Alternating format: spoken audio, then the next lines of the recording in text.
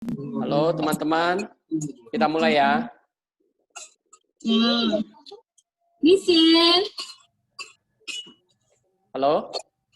Halo?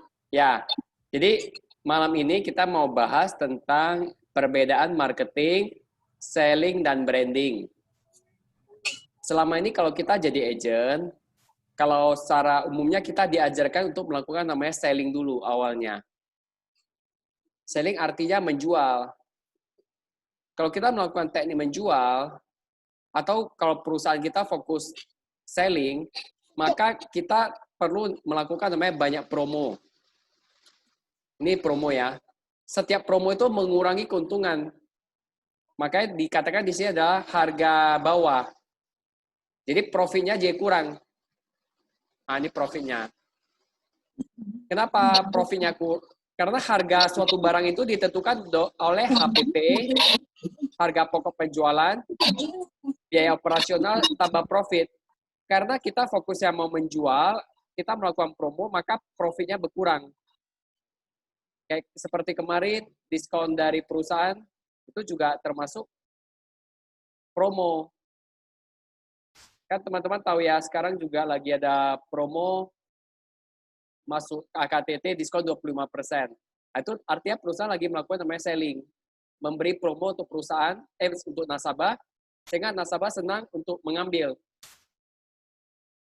Nah, kalau kita mau naik level, kita perlu ke marketing. Kita perlu belajar namanya marketing, bisa offline, bisa online. Kalau offline, marketing biasa, kalau online namanya digital marketing. Kalau marketing kita lakukan dengan benar, maka profitnya bisa lebih banyak. Kenapa? Karena kita bisa mencari orang yang sanggup membeli. Kan marketing itu salah satu caranya adalah membuat target market. Siapa sih kenalan kita yang bisa beli, calon nasabah kita seperti apa. Tapi teman-teman kalau mau naik level lagi, perlu namanya naik ke branding. Branding artinya buat merek. Merek sama ya. Bedanya adalah kita menceritakan kita punya kelebihan khusus. Ini kotak kuning artinya kelebihan khusus. Oke, saya bahas satu persatu dulu ya. HPP itu apa? HPP adalah harga pokok penjualan. Jadi ini bicara modal. Contoh kalau Ciria dulu buat roti, maka roti itu kan pakai tepung, pakai telur. Itu namanya harga pokok penjualannya. Kalau mau makin bagus, maka modalnya makin besar. Contohnya kalau kita beli ayam goreng di tepi jalan sama KFC, bedanya apa? KFC ayamnya lebih fresh, bahannya lebih bagus, lebih baru. Kalau yang di tepi Lebih jalan, crispy. ya. Kalau di tepi jalan, apa yang bedanya? Lebih murah. Kenapa murah? Karena bahannya mungkin ayamnya sudah nggak gitu fresh. Ya sama-sama ayam goreng, tapi dia bisa menekan harga pokok penjualannya. Dan dia juga menekan biaya operasional, profitnya kecil, makanya dia bisa jual murah. Dia jual hanya 6.000 atau 7.000 per potong. Bandingkan dengan KFC, dia bisa jual berapa? Satu potong 17.000. 17.000 banding dengan 7.000 kan beda jauh, beda 10.000. Kenapa? Karena ada ini unique value, ada mereknya yang sudah berjalan. Jadi kalau sesuatu sudah punya merek dan sudah dikenal orang dan orang loyal sama merek ini, maka bisa dipastikan untungnya lebih banyak. Dia udah untung ini, untung lagi ini, makanya dia untungnya 10.000. Kalau jual ayam tepi jalan, untungnya mungkin hanya 2.000, 3.000 per potong. Aja teman-teman dari sini bisa lihat ya, apa sih beda marketing, selling, dan branding. Oh, kalau biaya operasional artinya biaya yang habis pakai. Kalau agent yang habis contohnya bensin, makan, sekolah, belajar, kuota. Nah, untuk agent sendiri kecil sih modal HPP-nya. Karena kita sebenarnya semi profesional yang nggak banyak modal. Jadi kalau kita sebagai agent hanya fokus selling, maka kita terpaksa akan cari produk yang lebih murah, lebih murah, lebih murah. Namun kalau kita bisa naik level ke marketing, kita bisa cari siapa sih pembeli kita yang paling sesuai, orang yang fans sama kita siapa, kita bisa marketing, kita naik level lagi, kita bisa buat nama diri kita sebagai merek yang bagus, maka kita bisa dapat untung lebih banyak, teman-teman. Kalau mau belajar ini lebih banyak, coba follow ini di Instagram ya, Pak Subiakto. Dia 51 tahun menjadi ahli marketing. Dan sekarang dia mulai kembangkan namanya branding. Dia kembangkan banyak perusahaan-perusahaan besar di Indonesia. Jadi kita perlu cari yang namanya unique value kita. Apa sih kelebihan khusus kita, nilai tambah kita apa? Kalau ini makin banyak, kita semakin berharga, maka kita bisa dapat namanya harga premium. Nah, saya coba interview Cilina ya. Cilina kan pernah ke Eropa. Ya. Pernah lihat tas nggak yang harganya 10 juta, 100 juta? Ada. Tapi kita nggak singgah ke tokonya. Kira-kira apa yang buat tas itu mahal? Mereknya. Mereknya ya. Padahal sama-sama tas kan sama-sama untuk taruh barang. Iya. Bahannya sama-sama kain atau kulit. Tetapi kenapa dijual 100 juta? Ya, yang masuk ke toko itu di RTP Huibing sama istrinya. Kita nggak masuk. Ya, sebenarnya lain kali kalau pergi boleh singgah juga. Mau lihat barang mahal itu yang seperti apa, itu boleh juga. Apanya? Lewat aja. Ya, lain kali boleh masuk keliling lihat-lihat. Ya. Supaya tahu barang mahal itu sebenarnya yang buat mahal apa sih? Sebenarnya yang buat mahal itu brandingnya, ininya. Unique value sama profitnya. Itu untungnya luar biasa.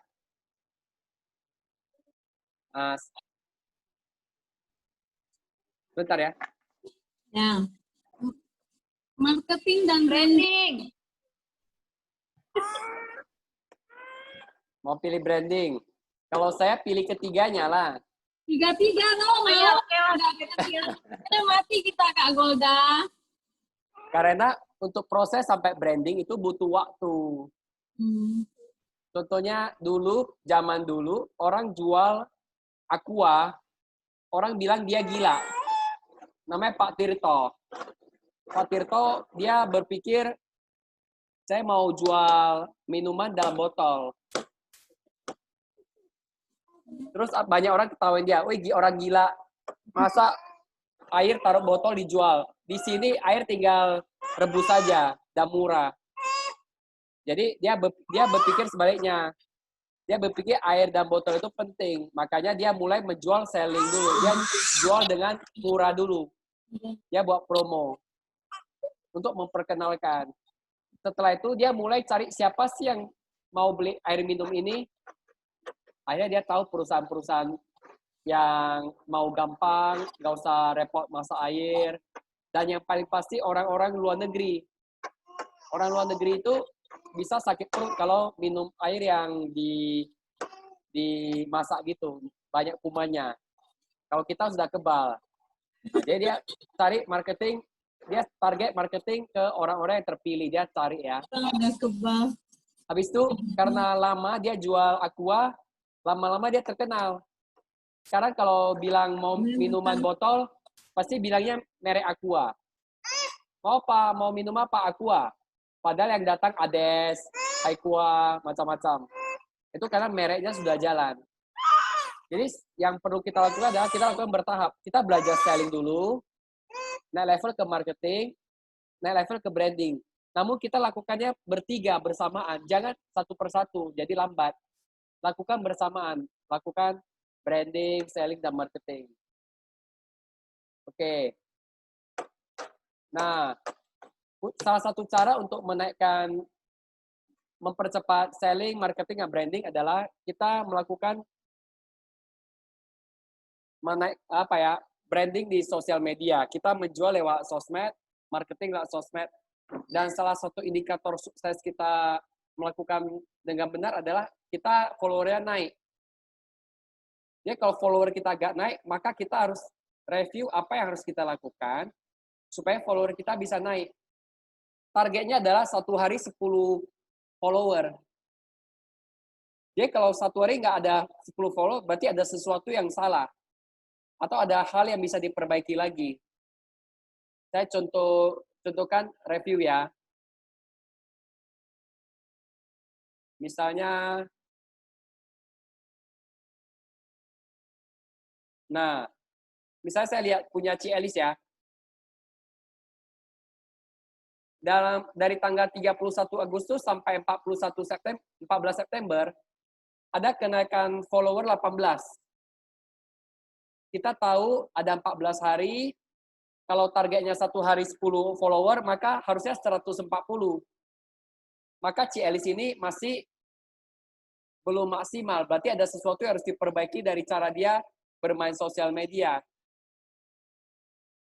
Kenapa? Karena nggak sampai naik 10 orang per hari. Nah, coba Cielis, keluarkan wajahmu dan kita diskusi.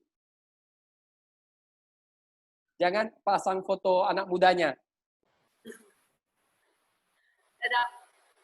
Nah, Cielis, coba kamu lihat, followermu tanggal 31 Agustus adalah 844.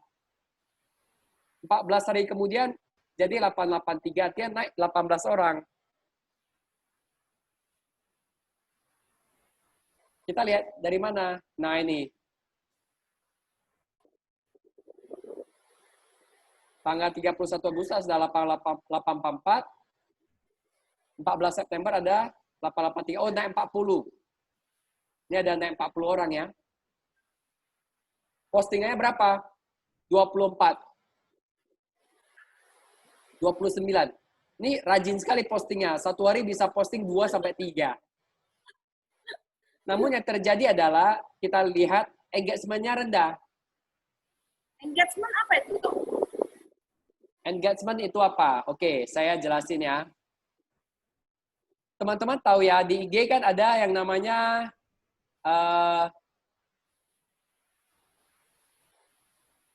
like. Saya langsung buka aja ya. Di IG kan ada namanya ini, like ya. Ada komen. Ada share. Ada save.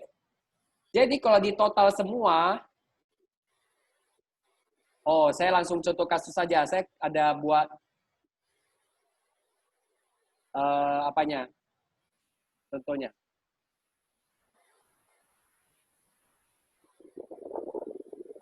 Nah ini. Nah, teman-teman lihat ya, kan ada like, comment, share, sama save ya. Jadi di total 1335 tambah 73 tambah 1897 tambah 487 di total dibagi dengan total yang lihat. Coba ambil kalkulator, kita hitung sama-sama.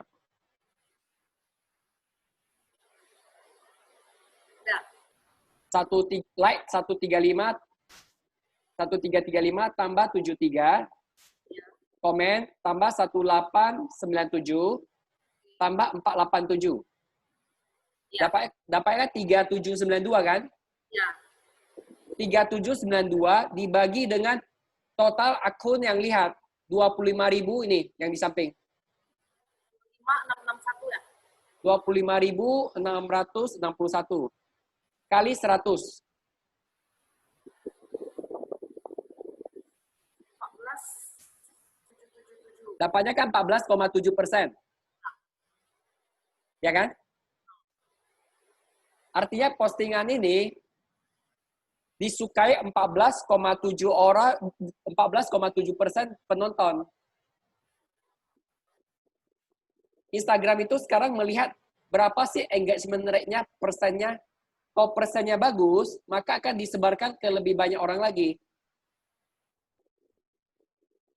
Jadi kalau postingan kita, banyak pun postingan, tapi kalau engagement rate-nya rendah, maka Instagram nggak akan sebar ke banyak orang.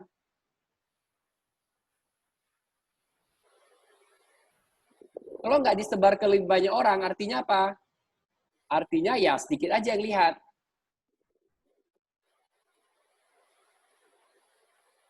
Jadi kita dapat sebarkannya dari mana aja. Kita pelajari ya. Kita bisa disebarkan lewat hashtag. Misal kita posting sesuatu, kita kan taruh hashtag. Nah, kita pilih hashtag yang bagus, yang kira-kira bisa dibaca orang lain, sehingga membuat postingan kita itu dilihat banyak orang. Kalau sudah dilihat orang, ada kemungkinan bisa di-like, di-comment, di-share, atau di-save. Nah, coba contoh lihatnya.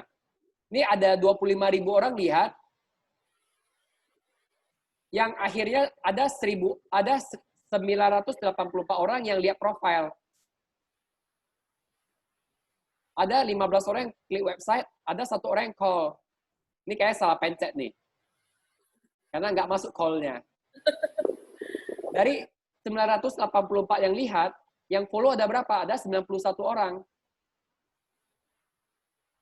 Jadi dengan satu postingan kalau bermutu, atau disukai oleh pembaca, maka kita bisa tambah follower. Kalau kita posting banyak, tetapi nggak bisa mendatangkan follower, ya berarti kita cuma hanya mengisi pembaca setia aja. Dan ingat, kalau pembaca itu sudah lihat, tapi nggak like, atau komen, atau share, atau save, maka dianggap postingan kita itu nggak disukai oleh pembacanya itu. Karena nggak disukai, lain kali kita posting, nggak akan masuk ke halaman dia. Jadi boleh dikatakan, kalau kita asal posting, maka kita akan makin menghilang dari Instagram.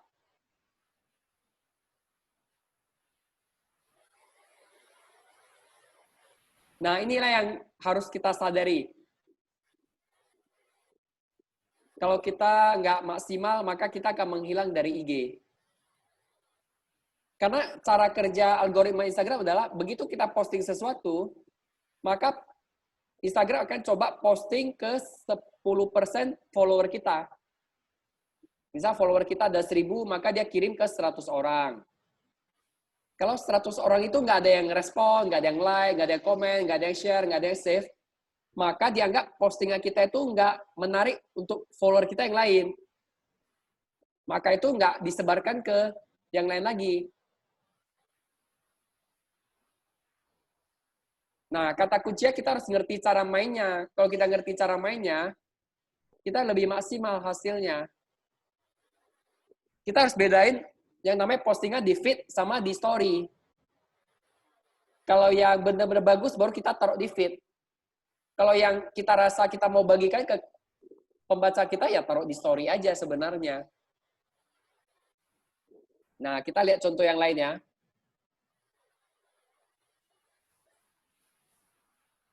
Misalnya, siapa mau direview?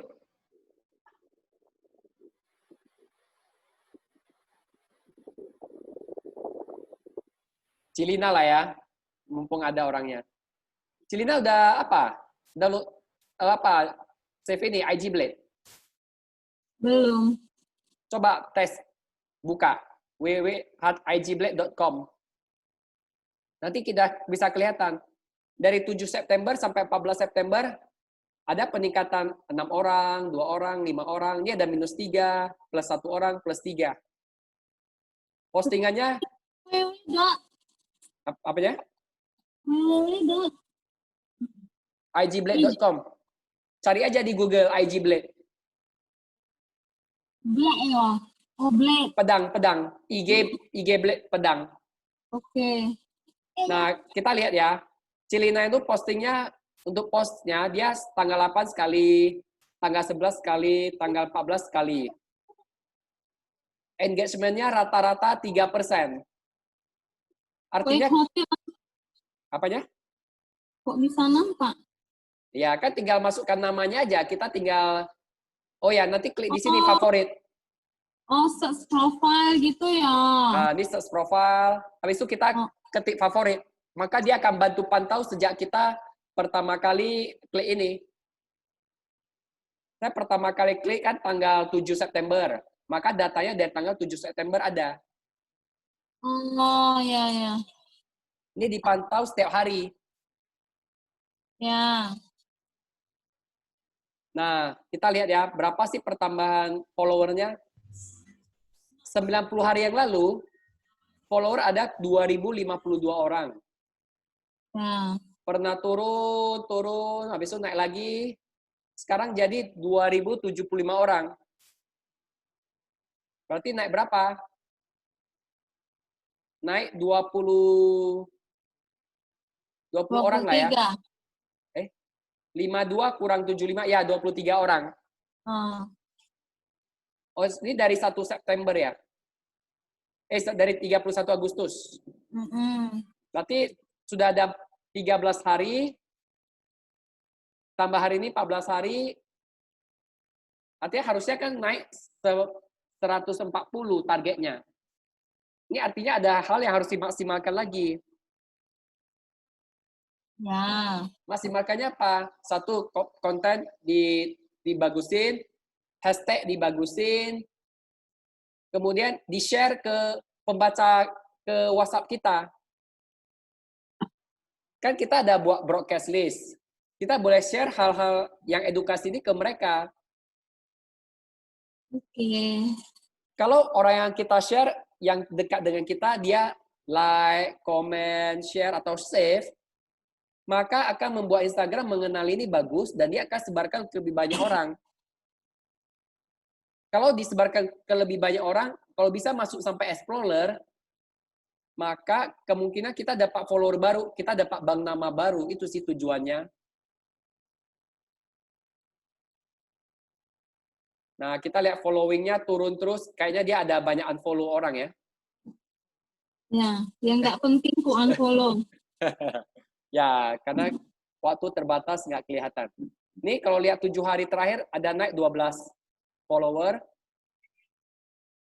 Kalau konsisten seperti ini aja, nggak lakukan perubahan, maka di 6 bulan ke depan ada 2.153 orang. Artinya naiknya nggak signifikan. Jadi harus pikirkan cara bagaimana bisa naik. Ya, ini kita target 1 hari 10. Ini artinya masih minus lah ya. Kita coba cari cara. Cara paling cepat adalah naikkan engagement. Buat posting yang bagus. Setelah itu, sebarkan ke orang yang kita kenal. Orang yang kita kenal, sebarkan ke lebih banyak orang. Nah, itu akan jadi viral. Nah, itu maka kenalan kita akan bertambah.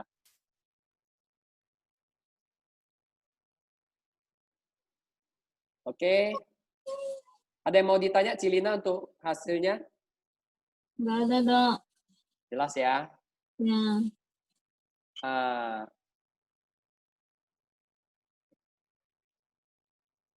Saya mau testimoni. Tadi pagi si Xiaoling kemarin malam Xiaoling dihubungi satu orang lewat IG. Orang yang tak dikenal sama sekali. Pagi ini sudah proses polisnya. Jadi kalau kita konsisten, maka akan ada hasilnya. Nah, saya mau mengingatkan kembali, ada 5 kunci sukses menjual. Ini ada di IG, teman-teman kalau mau baca ulang silakan nanti. Nah, untuk bisa menjadi penjual yang hebat, kan tadi kita mau lakukan namanya selling, marketing, kemudian lakukan branding. Itu kita harus pertama punya motivasi yang besar untuk sukses dulu. Kalau diri sendiri nggak ada motivasi untuk sukses, maka akan susah berhasil di bidang ini. Di bidang apapun juga akan gagal lah. Karena diri sendiri juga nggak mau sukses. Maka kata kunci di sini adalah harus punya keinginan yang besar untuk sukses dulu. Itu yang pertama. Yang kedua adalah kita perlu yang memiliki namanya empati. Empati artinya mampu memahami orang lain. Kita bisa mempunyai kemampuan membaca keberatan yang terselubung. Misalnya, nasabah bilang, saya saat ini belum dulu ya. Nah, si agen yang punya empati ini, dia bisa merasakan apa sih yang membuat, bisa merasakan dan menganalisa apa yang membuat si nasabah belum mau beli. Kalau dia bisa melakukan empati, maka si nasabah juga happy, dan dia sendiri juga nggak down. Down itu kadang disebabkan oleh kita nggak berhasil melakukan namanya empati. Kita mau kejar target, mau capai target, tapi kita nggak memiliki empati, akhirnya kita sendiri juga ikut stres. Padahal kalau kita bisa empati, sama-sama enak. Empati, kalau bahasa lainnya adalah kita bisa memakai sepatu orang lain. Kan tiap orang, kalau bahasa peribahasanya, tiap orang punya masalahnya masing-masing. Jadi kalau kita bisa merasakan masalah orang lain, kita bisa merasakan perasaannya, pergumulannya, kita jadi lebih dekat sama dia. Dia juga merasa dekat dengan kita, akhirnya kedepannya pasti bisa closing. Jadi prinsip kedua adalah kita harus bisa empati. Ketiga, kita harus punya ego drive. Orang ini punya motivasi yang kuat untuk menghasilkan penjualan. Dia motivasinya besar sekali untuk closing. Ini perlu ditingkatkan. Harus senang closing. Ya, balik lagi filternya ini empati. Karena dia mau closing, maka dia mencari lebih banyak orang yang berbeda. Bukan setelah cari beberapa orang, dia down. Itu artinya ego drive-nya rendah. Kalau dia cari sedikit aja, sudah down. Dan biasanya gampang down itu masalahnya di empatinya. Masalahnya lagi, balik lagi ke motivasinya. Dia berpikir, ya sudahlah. Kalau dapat ya syukur, kalau nggak dapat ya nggak apa-apa. Ini biasanya nggak bisa berhasil di dunia sales. Makanya harus dibagusin dulu motivasinya, terus itu empati, ego drive. Dia kalau ditolak, dia nggak masalah, dia cari lagi yang lain, karena dia punya keinginan kuat untuk mendapatkan yes di penawaran berikutnya. Nah, yang nomor 4, yang paling penting sebenarnya yang kadang jadi problem adalah memiliki kekuatan dari ketekunan. Ini artinya tahan banting ya. Kalau bahasa lainnya resilience. Orang yang tekun, yang kuat karena tekun. Dia walaupun ditolak, dia tetap tekun, tetap usaha, tetap berusaha, dia akan jadi. Terakhir, kita menyesuaikan 4 faktor ini kadarnya dengan jenis penjualan yang kita lakukan. Contohnya ya, kalau jual baju dengan jual asuransi itu 2 hal yang berbeda. Kenapa? Kalau jual baju, anggaplah sama-sama mau sukses besar. Kalau jual baju, untuk empatinya nggak perlu terlalu besar dibanding kalau jual asuransi. Kenapa? Karena satu baju itu harganya misalnya katakanlah 200.000. Kan sekali beli, ya sudah selesai. Tapi kalau asuransi, katakanlah 1 bulan 200.000, itu kan bayarnya berapa lama? Kayak TLP bayarnya 6 tahun. Tentu tingkat kesulitannya lebih tinggi jual asuransi dibanding jual baju. Dan tantangannya, kita perlu memiliki empati yang besar, kita perlu tahu bahwa asuransi itu komitmen jangka panjang, bayarnya lama. Makanya kita perlu memiliki empati yang lebih tinggi. Untuk ego drive, antara agen asuransi dengan jual baju, ego drive di jual asuransi itu harus lebih rendah. Maksudnya mau tinggi, tapi jangan terlalu tinggi sampai kita menyebalkan. Nah, itu kata kuncinya. Jadi kita perlu tahu namanya kita mulai berhenti follow up atau kasih waktu dulu. Yang paling penting untuk jual asuransi adalah ini ego strength, itu harus tinggi. Dibanding jual baju, ya ego strength harus lebih tinggi. Karena orang yang cari asuransi lebih sedikit dibanding orang yang cari baju. Misalnya kita buka toko di Pasar Rame. Kan otomatis toko kita itu mengundang orang datang. Kalau orang yang datang kan kita bisa layani, minimal dia mau masuk berarti kan sudah niat mau beli. Bedanya dengan asuransi adalah kita yang harus keluar cari orang. Kecuali kita mulai lakukan branding sosial media dengan baik, akhirnya orang cari kita. Itu baru lebih ringan. Makanya kita perlu ego strength yang kuat. Ya teman-teman, itu aja yang mau saya sharing malam ini. Saya mau review. Teman-teman boleh buka ya. Suaranya kita mau diskusi bentar.